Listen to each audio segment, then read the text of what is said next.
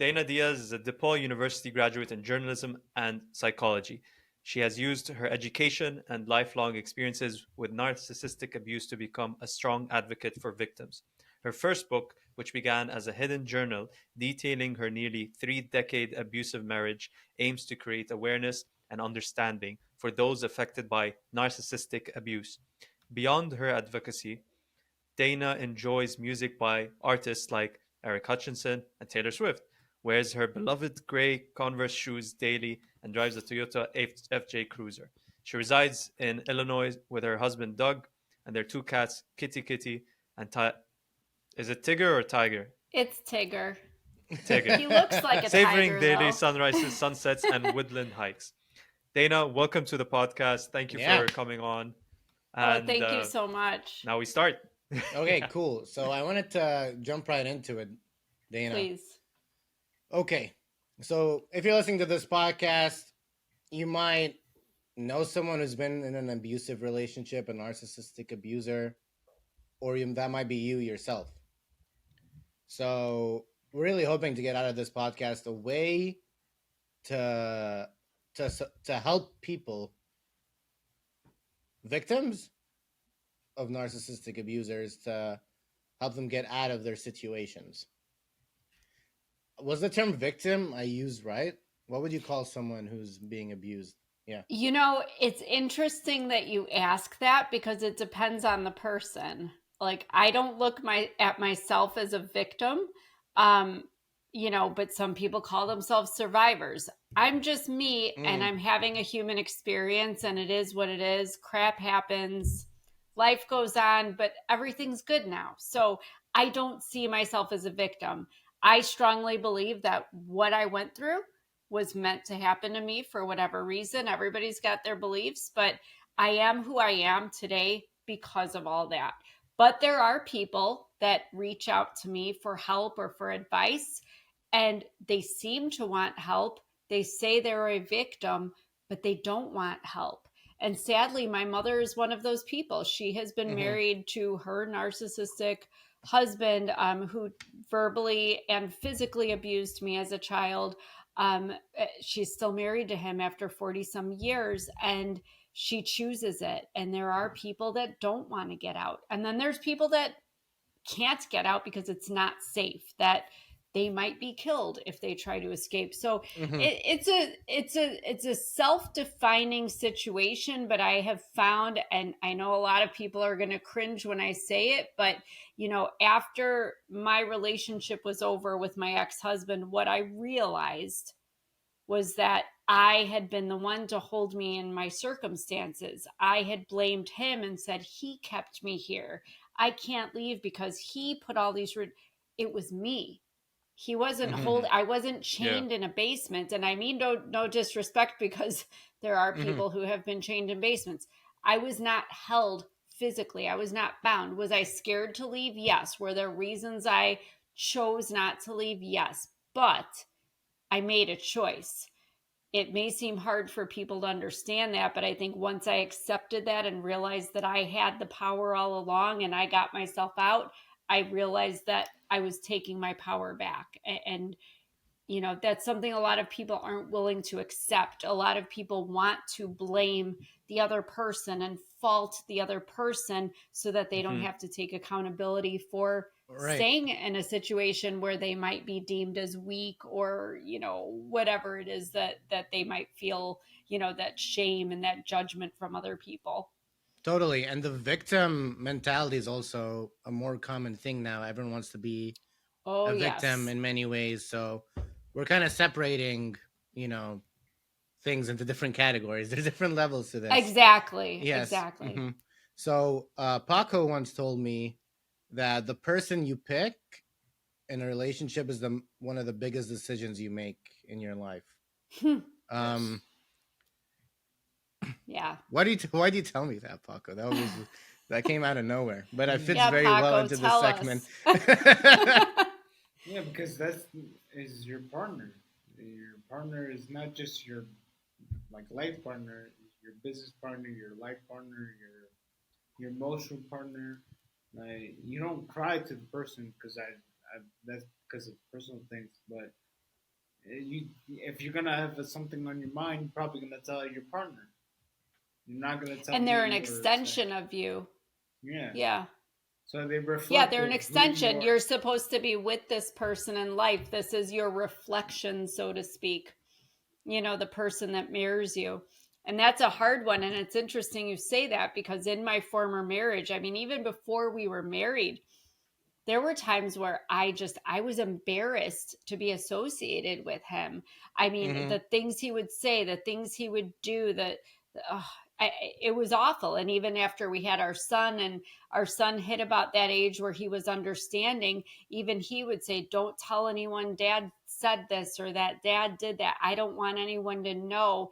But when you start keeping secrets, that's when you know. If people ask what the red flags are, if you're hiding things from people, your family, your friends, your community, that's the biggest red flag. But you're absolutely right. It was embarrassing for me even sometimes to tell my name to people, because I didn't want to have the last name. I didn't want to share that with him. I was like, no, I'm over here, he's over there. But that is a big deal. Here in the US, there's this cliche that you tend to marry your mother or you tend to marry your father. Yeah. And in this case, I married my Gross. stepfather. Yeah, well, you know what I mean. The personality type. Yeah, we don't actually want to marry those people. That is a little yuck. But Except it in is Alabama, very maybe. interesting that oftentimes you see patterns, that people repeat patterns in their adult life. And in my case, I was abused by my stepfather and my ex-husband. Although their personalities were a little different, I was treated in much the same way, that I was worthless, that I was only there to serve him, and just the abuse. There was so much abuse. But it is interesting to see that, and thank God I have finally broken that pattern and realized who I was and that I deserved better, and we all do. And it's not fair to the other person either, whether they're an abuser or not. I honestly believe there's somebody for everybody, and I certainly was not for that man, and he was not for me. So it's best to part ways sometimes. Yeah, I mean, that's very good of you, Dana, that you were able to recognize the situation you were in and kind of associate the two negative personalities that you had from your stepfather with your ex-husband, and see that this was not a good place for you, not a good situation for you to be in. But something that I want to understand is what allows a person to become this narcissistic adult that you have experienced, because like not everyone is born that way. People are born innocent children. Yes. So how does one develop into a narcissistic adult? Absolutely. There's a lot of ideas about that, but the mainstream one, which I absolutely agree with, and that I have seen myself, there's two ways you can go. It usually results from trauma or neglect or some kind of abuse. Now, whether this is actually happening or whether it's perceived by the child is a whole other thing. But if a child perceives that they are being emotionally neglected, they are going to try to fulfill their egotistical needs to feel important and to feel worthy, either by becoming like me. I was the little people pleasing, like I'll do anything. I was striving for more straight A's, had to be first, best always, because anything to get approval, anything, begging for approval, right? Or Yeah. you become a narcissist, where you are going to start manipulating situations and twisting situations to where you feel you're superior. And then as they get older, they actually do think they're better than everybody else. And that's where the problem, becomes a real issue, is when they feel entitled to mistreat people, and they are entitled to special treatments, and they're entitled to servitude. And it just becomes a nasty thing. Now, I'm going to say this, though. Not all narcissists are bad people. There is definitely a spectrum. I always say it's kind of like tumors in your body. You can have a benign tumor. That's just your plain old narcissist taking selfies of their amazing bodies and their beautiful, gorgeous faces on social media. It might Yeah. annoy you, but honestly, they usually look as good as you think, they think they do. So you're like, Those okay, I goddamn wish I looked like influencers, that man. too. Good for you. But they're not bothering anybody. Maybe annoying, but they're not bothering anybody. Where on the other hand, you might have a malignant tumor. It's going to bother you. It's going to cause you a lot of problems, might even kill you, literally. Those are your malignant narcissists. They are on the severe end. These are the people that are committing acts of domestic violence. These are the people, beating their spouse and their children and murdering them if they move on and have a relationship with somebody else. So, somewhere in the middle there is where most narcissists reside, where it depends on the personality. They might find somebody who isn't bothered, by their, they know everything and they're the best and all this. But, when you get to where there's intentional harm, that's what I always say, that's crossing a line. If you are intentionally harming another human's being mental state, physical state, just, the piece of their soul, that's going to be a big problem. All right. Okay. Dana, Saeed, Paco. All right. Yes. Let's listen here. So let's do a little situation here that Saeed's in a relationship, right? And this person that he's with is very keeping him away from his friends, abusive to him, calls him names, degrades him. Okay. So Paco, sorry, I'm trying to get enrolled. Okay, Paco is a very direct friend. Paco will come up to him and be like, "Hey, bro, this person you're with, this girl that you're with, she is not good for you." Let's say that. Yeah. I'm a more empathetic person. Thank you, Paco. I appreciate it. Try to see things from, okay, Saeed's my friend. I just want him to be happy. This person, yes, she's horrible, but she's not evil. She's just very flawed and broken. So I'll try to use a gentler approach. So who is right, me or Paco, in dealing with our friend Saeed? I hate to say neither one of you. All right, before I answer, right? He's already making a defense. Yeah. I mean, it is what it is. But so this actually did happen to me to a friend, and he told this girl that I love you, and all, he posed and everything, and then down the line she cheated on him. Long story short, he was a dumbass. But I laughed at him. I literally, when he told her in front of everyone, in front of his dad, I started laughing at him. It's like, you can't love this girl because this girl doesn't love you back. Because this girl never included you in her plans.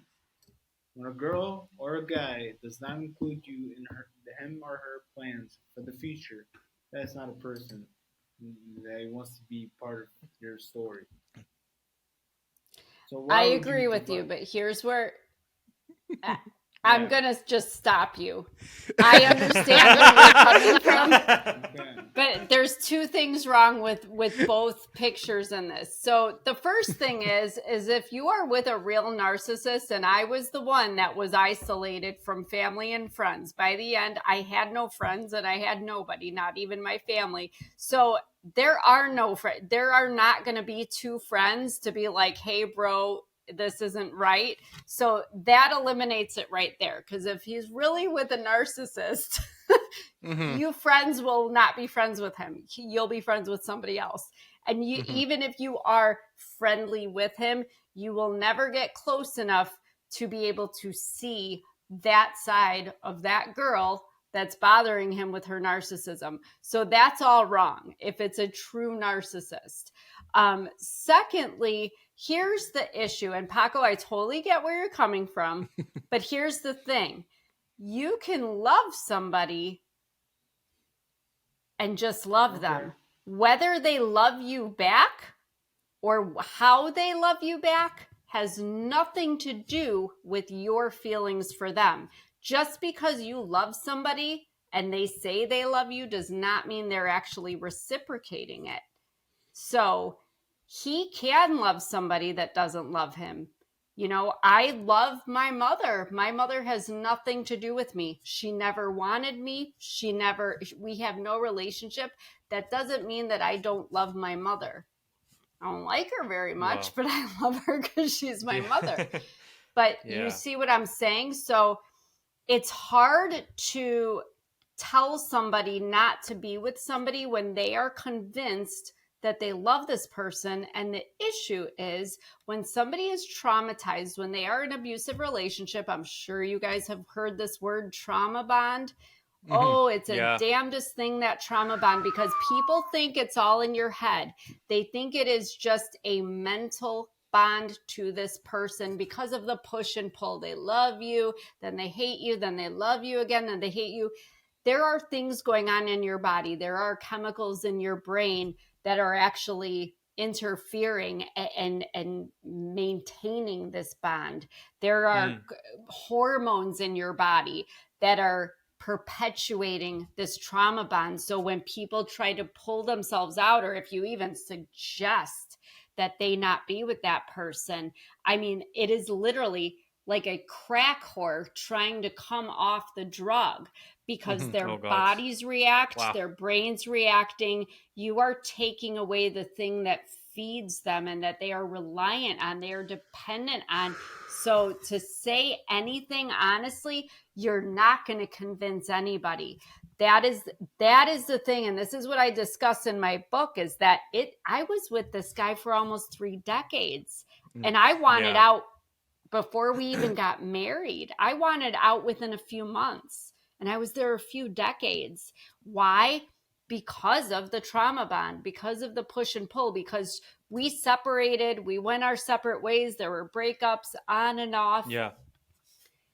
You just keep going back because you just, the feelings that you feel, that desperation, the anxiety, all this stuff that comes up, and your body's reaction. I mean, I was physically nauseous and getting sick the one time that I tried to leave, and I ended up driving back. It's just nasty. So people think, and that's the problem too, is they associate that with love.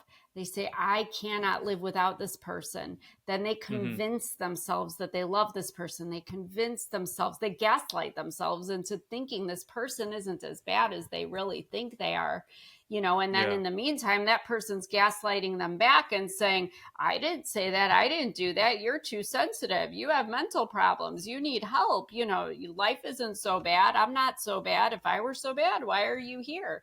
So it's just a total mind F, excuse my language, but to try to tell anybody this person isn't good for you, good luck. That's like taking crack out of a crack whore's hand, and it's not going to work. You're not going to get that alcoholic to stop drinking beer.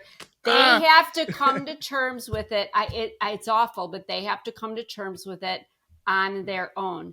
For me, I always say there's a deal breaker. For most people, if he or she cheats on me, that's a deal breaker. I'm done. If he or she does this or that, I'm done. I'm out. Well, for me, it was none of those things. He swung a crowbar at my head. There was a knife thing. The guns were getting shot. Prescription drugs over. How I stayed, and looking back why I stayed, I make myself sad. It makes me sad that I had such little self-respect that I let this all continue.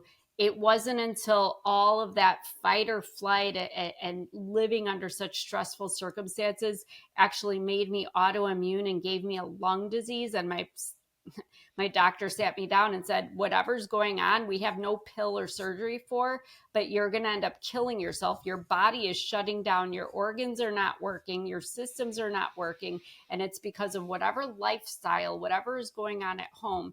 And that's when it occurred to me that this man's going to kill me without even having to put his hands on me. And that was my deal breaker, was my life. Yeah. So that's when I woke up and I said, okay, is this guy worth it? And I'm thinking about all the things that happened. And I'm like, yeah, I guess not. But do you think that there weren't people in my life? There weren't many, because I was isolated from everybody. But every now and then I had one person that I'll never forget. Towards the end, she's like, when are you going to leave this guy already? This is getting stupid. And I was like, oh, but no. And, everything's great. And, the smile and the mask, because they're not the only ones wearing the mask. So are the victims, or whatever you want to call them. So sorry, but yeah, you're both wrong. He will not have friends if he's with a narcissist, so you won't be there, and you're not going to be able to tell him anything. That's like trying to convince somebody to do, subscribe to a different religion or to join a different political party than they're already part of. So it's not just some easy thing where you can persuade them. They have to make the decision. It's so tricky. Okay. Said, I know you're like, you're like, I'm sorry, that was quite a bit. That was Poor yeah, Saeed. that was a lot to process. I don't handle this much information so quickly so well, but I did have a question somewhere along the lines. Yeah, going back to trauma bonding, I wanted to ask about trauma bonding. So that is obviously a negative way of getting into a relationship, but the thing is, everyone has trauma. So Yes. I mean, what do you do? Is like, how do you find like no one's healthy? It's like, no one is like just once you meet them, they're gonna be healthy from the start. Right. They usually get healthy later on, later into their lives. So how do you meet the right person then? Well, there's no magical thing that I can offer on that. I think, for me, I always tell people follow your gut. When you meet somebody, probably when you guys met, because you have a good rapport, you like each other, you're coordinating together on this podcast. You meet people and it just works, right? It's easy. Yeah. For some reason, we get stupid when it comes to romance. We go out on dates and convince ourselves, well, I didn't like this or that. And, maybe I'm not even totally attracted. And, they ate with their mouth open and, whatever else. I didn't like the thing he said about that person. But, okay, I'll go on another date. Why are we doing this to ourselves? It's okay to go on dates and say, you know what? I like you just fine. I just don't think you're my person. But we force things. We all know somebody who's been with the girlfriend or the boyfriend for 5-10 years. And when are you guys getting married? Oh, I don't know. We haven't just said. How do you not know?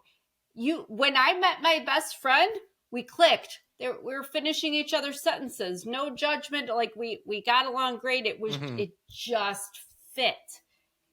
But we don't do this with romance. We try to force like puzzle pieces where they don't fit with romance because we get dumb. I don't know what it is. And we all do it. We all do it.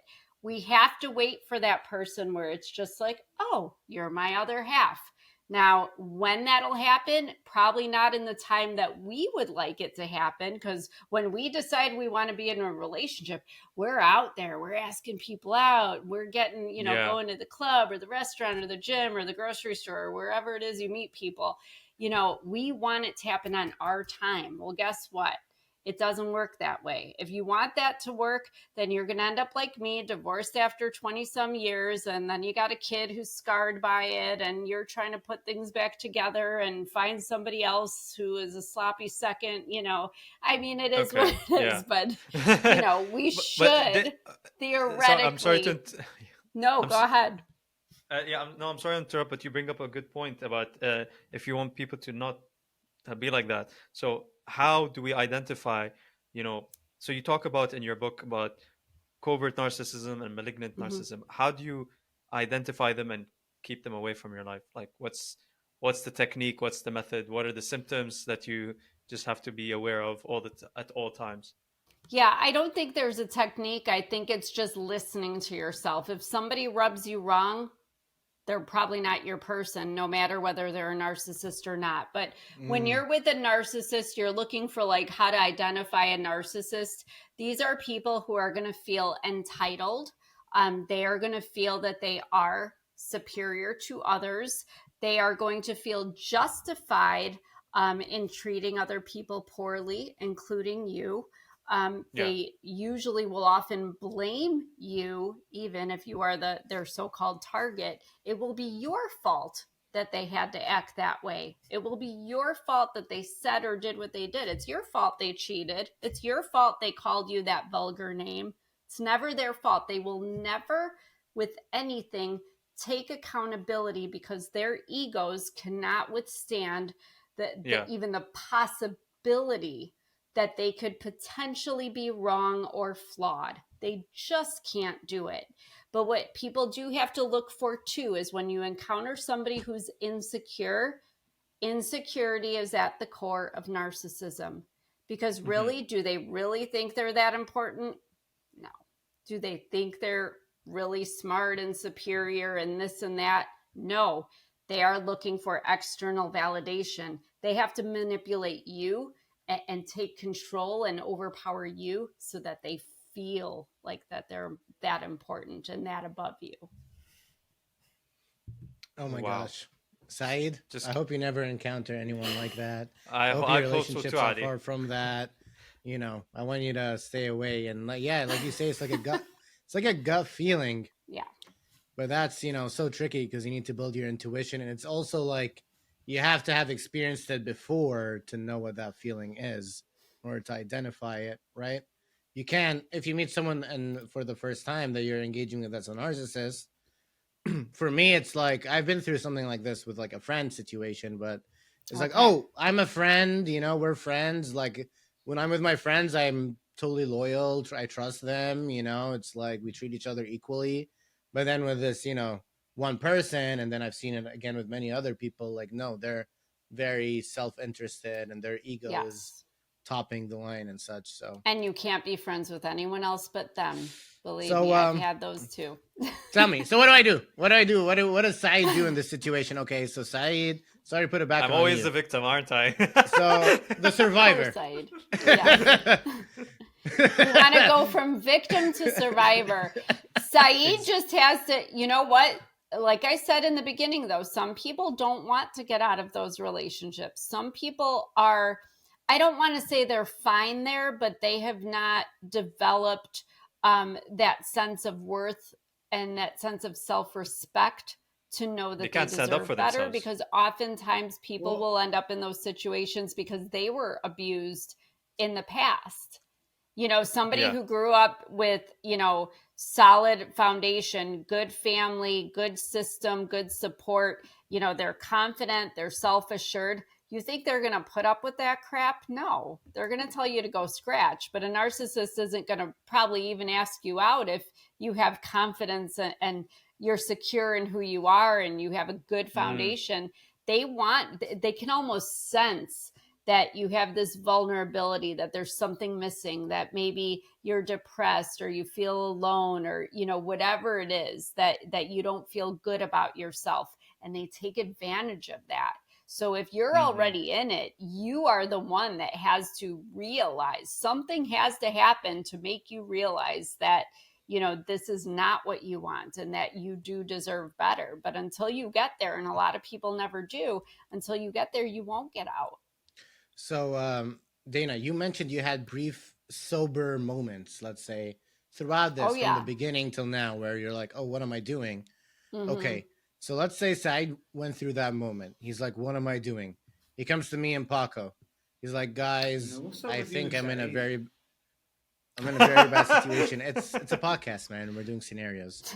So, I know, that's fine, but you always picking on Saeed. Paco feels left out. I mean, Saeed. Okay. No, I don't feel. Do you want to be the victim this time, Paco? It's okay, Paco. I thank you for standing up for me. Thank you so much, man. You're a real G, bro. I'm great. You're my guy, man. No, bro. See, that's a true friend. That's a true friend. He's standing up for me. No, thank you, Paco. No, I love you, but no. Like, I'm not gonna go to jail for you, right? I guess that's fair. Depends on what the crime is. So let's say exactly. Saeed's sober right now. Crime is. Okay, Saeed's having a sober moment. He's having an epiphany that maybe I'm drinking my tea and I'm waking up. He's like, guys, what am I? Saeed, you can role play. You can be like, what am I supposed to do? Guys, I don't. What am I supposed to do, man? I feel like I made a wrong choice 10 years ago, and it's taking over me. It's just she's a horrible person. She's just ruining my life. Like I barely see you guys. Okay. What did I do? If I were you, I would just cut off all communication with her. Take out those phone lines, block her. Social media, block her. Just any way she tries to contact you, block What her. if he's married? That's what you're gonna have to do, man. Make Yeah, that but barrier. You need that boundary. have kids, if you But have a the house, kids, man, if and you the have house, the you know, mortgage. exactly. You love the Bills. family, and Now what? Now I don't know what to say, Dana. Ali, you're a terrible friend. Paco, help, man. Paco, help me, please. What you need to Bro, say to poor I'm gonna tell Saeed you up this. there is Get to a divorce. It's, Okay, it's the screw only both of way, you. bros. Dana, please Screw give me both the of right you. Listen give to me the him. right advice. No, you guys are on the right track. I think the thing, I mean, we're laughing about it, but honestly, the best thing you can do is just people often feel stuck. Like, yeah, especially if he's got a kid that he's possibly got to walk away from, or more than one. Maybe he likes the family dog and doesn't want to leave without the dog, whatever it is. You know, maybe offer him your couch to sleep on. Tell him, hey, just come here for a couple of days and let's just talk it out. Like, I'm giving you a safe place, time, quiet, you know, peace of mind. Maybe if you're separated from it, you'll have some better perspective and I'll help you walk through it. Because again, they have to come to it on their own. But if you give them, you know, the opportunity and reach out, and maybe Paco's right. Like, dude, take a shower, have a drink, like relax and maybe think about things, you know, because sometimes it's all you can do is just really think about what you want. But for me, the separation is key, because there were a couple of those times where I had one time where one of my last, you know, remaining friends literally took me, put me in her bed at her house, like put me in her bedroom and said, you're not leaving. You're going to just relax and stay here, clear your mind. And then she read me up and down, you know, about all the reasons why I shouldn't be with this guy and everything else. And it made me think, did I leave then? No, I was still in it another 15 years. But, you know, it's good to know that people do need to be reminded that what they are feeling and what they are experiencing is not just within them. So to have a validation that a friend or somebody outside of it is seeing it too will help. It's just, you have to remember it's not going to be overnight. It's not, Saeed might leave, you know, your couch after being there 2 days and really feeling like this isn't for me anymore. But it might take him another year. Maybe he's not ready to get a divorce, you know, because it's a big thing. You know, there's a lot of reasons people stay, and it's not just as easy as saying, I'm not happy anymore, or you're an a-hole, I'm out. You know, sometimes there are other things to consider and line up, but, you know, definitely just extending that help, saying, you want a place to stay? I've got it. Like, solve their problems for them, because in their head, it's, I can't leave because I can't afford rent on another place. I can't afford another mortgage. I don't want to, whatever it is. I have no place to take my dog. Dude, bring your dog, come stay on my couch. It's fine. You know, whatever it is, give them the solutions to their, you know, perceived problems. And maybe then they'll know they have choices. You know what I mean? Do you think it's a bit of a leap of faith at times? And should people take that leap of faith when they're trying to get out of the situation, and, you know, they're taking that big risk to change their lives and, you know, do something different, do something new, try to, like, completely, it's like an evolution of their personality or their situation. And I mean, it's definitely a big risk. So should people generally take that leap of faith and just deal with whatever comes after that? Well, I think that's life, isn't it? And the problem is, there's this saying here, if you always do what you've always done, you always get what you've always got. So if you stay, your life's going to stay the same. And I know that was my issue, is I was like, you know, we were in our 40s and he was still acting like the 21-year-old frat boy that I met. I was in my 40s. I don't want to be married to a 21-year-old frat boy. It's fun sometimes, but not normally. Not when we have responsibilities and a kid and all this other stuff. So you have to sometimes do something different, because that's kind of the dynamic of relationships, isn't it? If you do something different, the other party has to react differently also. Because if you do the same thing, that's what a cycle is. And that's the abuse cycle. That's the narcissistic cycle. So now if you're in this cycle and then you go over here doing this person can't keep going the same cycle. Now they got to do something else. Maybe you'll start a new cycle over here. Maybe you do separate cycles together, but you have to change. Now, why don't people change? Why don't they do something different? Because of fear. Fear holds us back.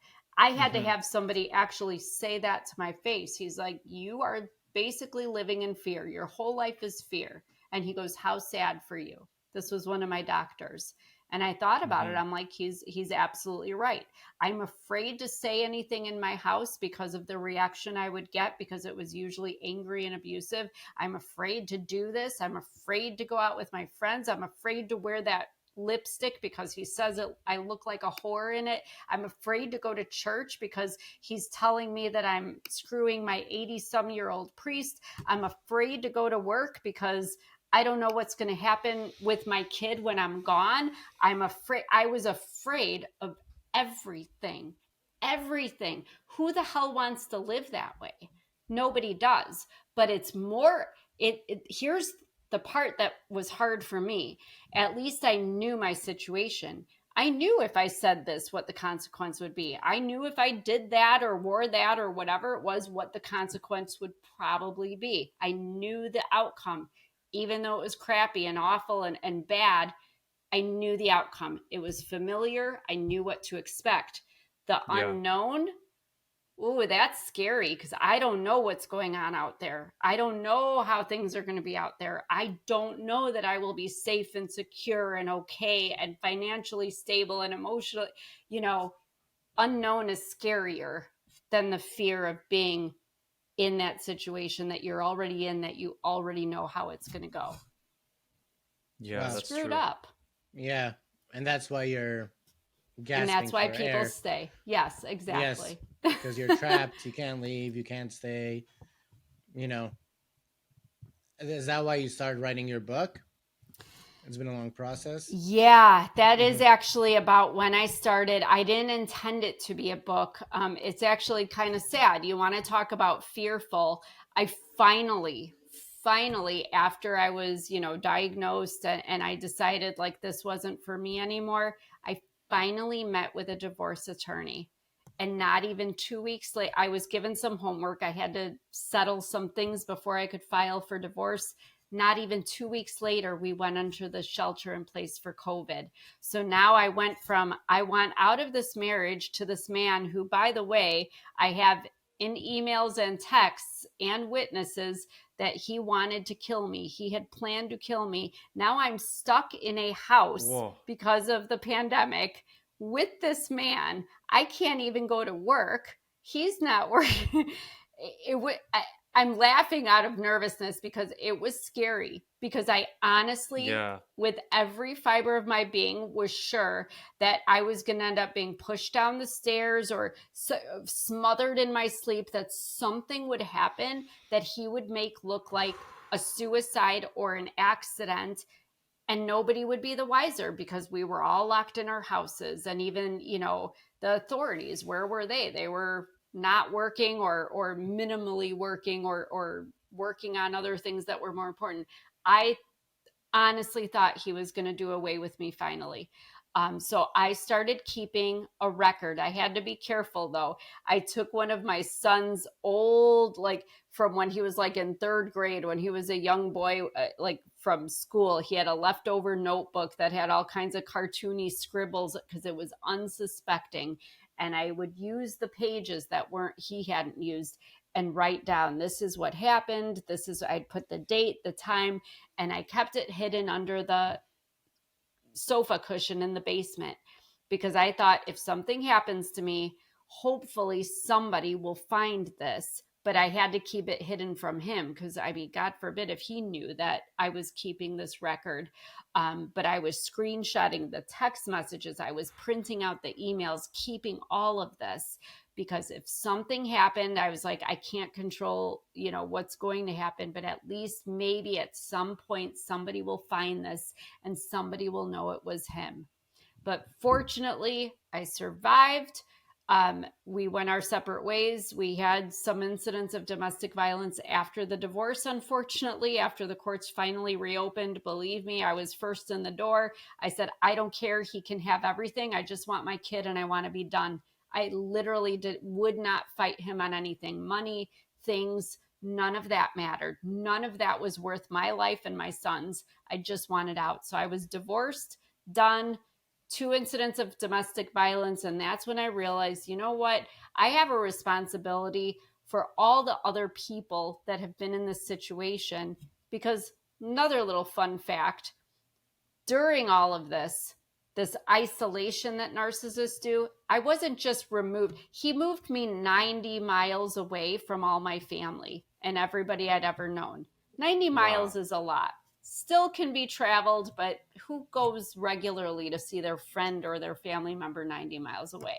I couldn't even see my grandma. She was so far away. So I literally had nobody, but to be isolated and to have nobody to talk to, I was basically talking to this notebook, because even at home, if I went to the library and got a book, he didn't like me reading books. I didn't need to go to the library.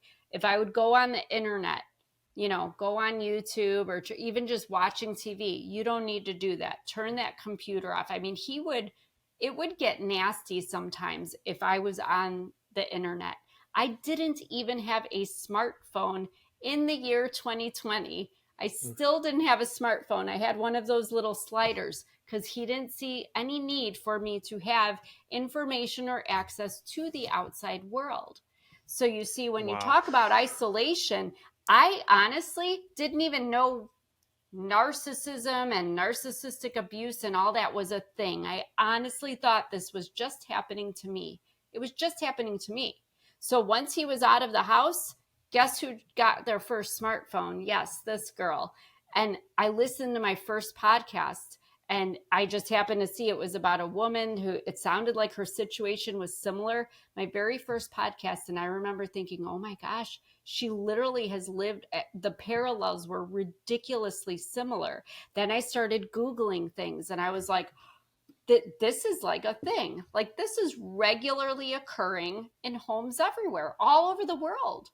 And so, yeah, I took that journal. I felt a responsibility to let people know what this looks like, because anybody who does look for books on narcissism, let me tell you, there's a gazillion of them, but they're all mostly nonfiction as far as like just talking about the in a more like definitive way. Like, it's like reading a dictionary, but not too many. There are very few where people talk about their personal experiences.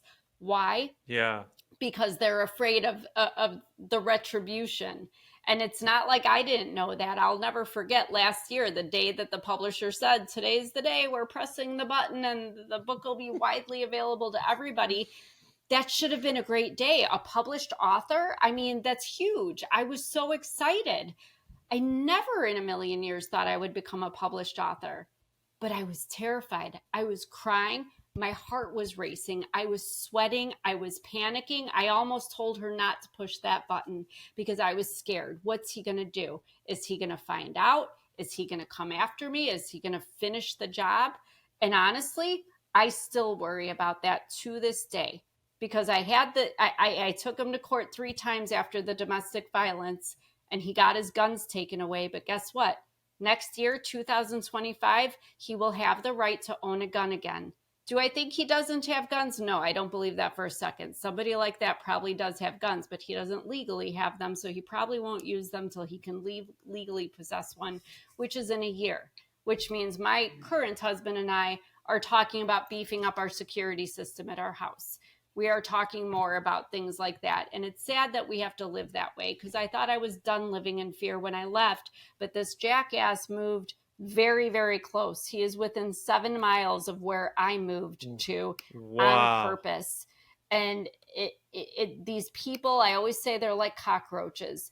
it doesn't matter if the relationship is over for you, it is never over for them, and you cannot get rid of them. You just cannot get rid of them. I mean, what does it take to put this man in jail?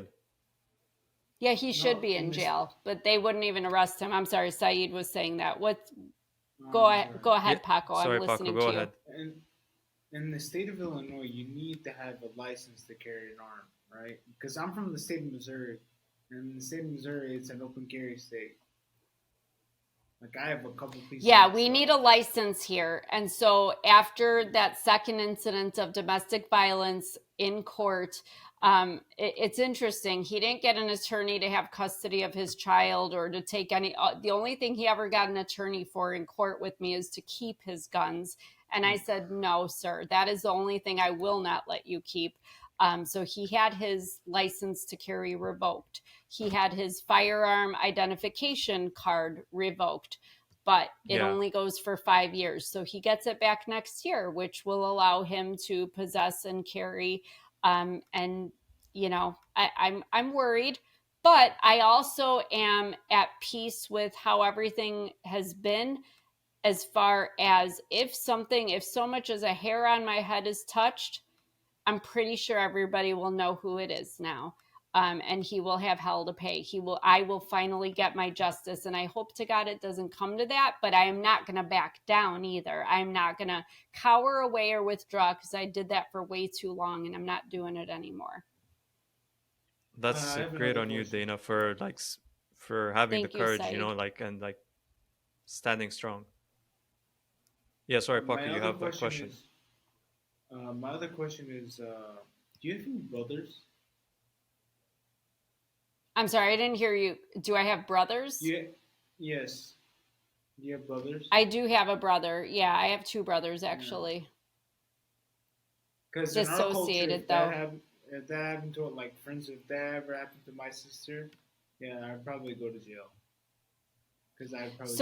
It's interesting you say that. So I, as far as siblings, I do have siblings, and yes, I have brothers.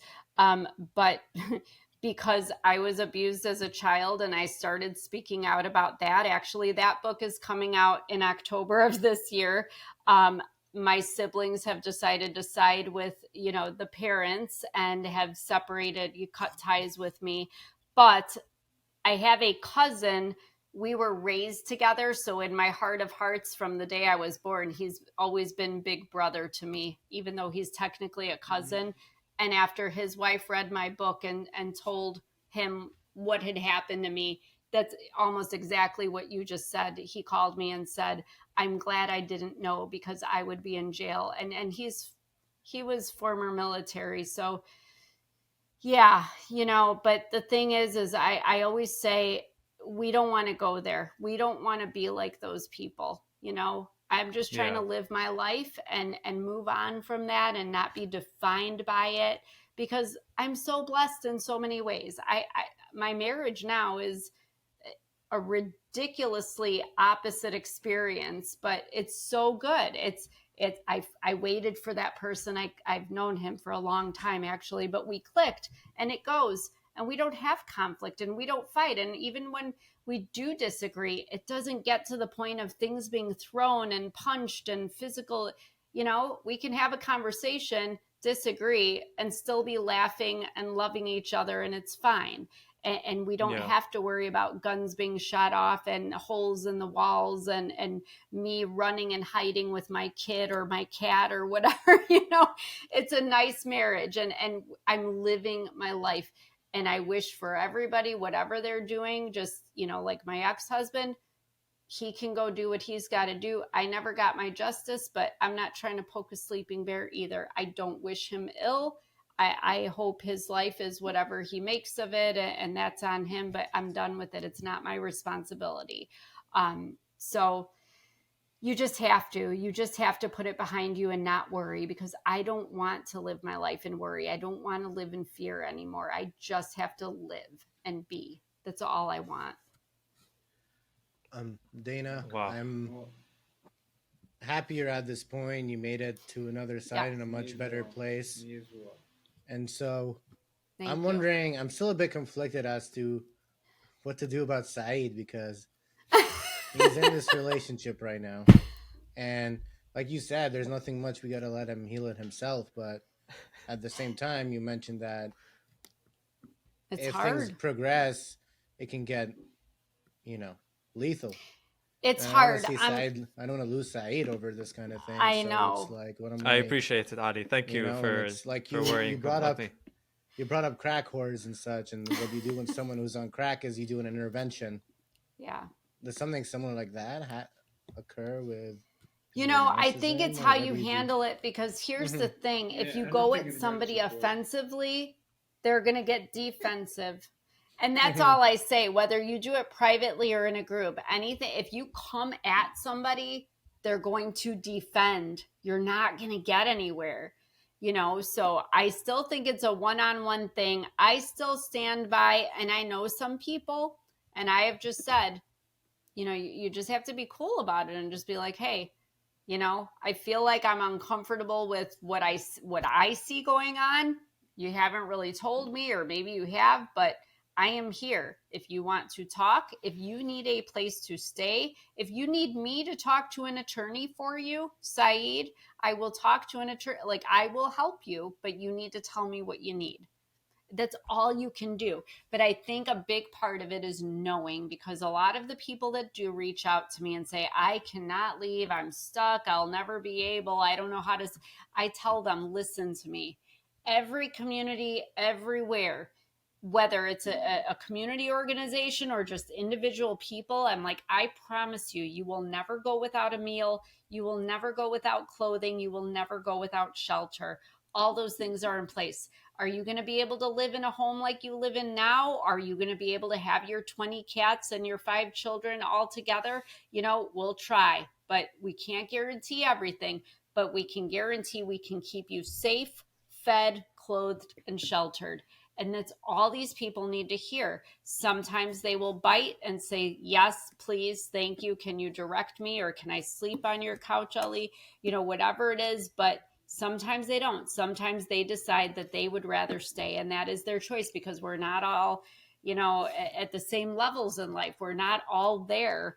I could still very well have been in that relationship and still living that life, and I could potentially be dead. But I woke up. Not everybody wakes up. We can just try to offer them opportunities to, but they have to be the ones to choose it. Oh, wow. That's amazing advice. We learned a lot this episode. I mean, I think the most important thing is the knowledge that you're spreading, and it's incredibly brave of you, Dana, but I think it's so important because, like you said, people think they're alone in these kinds of situations, but then once you see a pattern of behavior, like, wait a second, this is part of a bigger thing that's not personal to me. I'm not, it's not my fault that this other person is a narcissist. And so, and that'll give you the option to be like, okay, I need to find someone else because this is not going to work. Exactly. So thanks for sharing all the information you do. I appreciate that. And I just want to leave you with one more thing, because you did say it, how prominent this is. They say that 1 out of every 4 men is in an abusive relationship, and 1 out of every 3 women. So, I mean, the next time there's 4 of us here. Wow. So, Saeed, sorry, you're it. I guess I'm just playing into it. Like, it just happened. Oh, God. Poor Saeed. We're all here for you, though. Don't worry. We got you. Thank you, guys. I truly appreciate it. I truly appreciate it. And I truly appreciate our audience for watching this. I would appreciate it more as well if they subscribe. If you're not a narcissist, please subscribe. Exactly. That's very important. If you are a narcissist, we don't want you. Please stay away. Dana, what did thank you you so today, much. Saeed? Yeah. Well, I was getting there, man. But anyway, we learned a lot about narcissism, how to recognize it, how to identify it, how it affects, how narcissistic abuse affects your health, and just how negative it is to be in a situation like that, and recognizing it, being aware of that is very important. It's crucial. When you just separate yourself from that situation and have like as a new perspective on it, Mm-hmm. that can help you figure out your, your next step, your new path to healing. And Dana, thank you so much for sharing all this knowledge with us and all this information. How can people connect with you and find your book? Sure. Anywhere, book is on Amazon, like everything else. Barnes and Noble, anywhere you buy books online, and it is available in ebook format for those who aren't safe to have a book that says narcissistic abuse sitting out on your coffee table. Get the ebook. Go to danasdiaz.com. I have a quiz that you can take, which will tell you if you're in a narcissistic abusive relationship, and links to Facebook, Instagram, all that good stuff is on there. And please sign up on my website because I have 2 more books coming out about narcissists, one in October and one early next year. So thank you guys so much. I appreciate you having me on. Thank you, Dana. Thank you so much. Guys, you know how we end this. Dana, if you want to join us, we salute to cover the camera, and peace. We're out.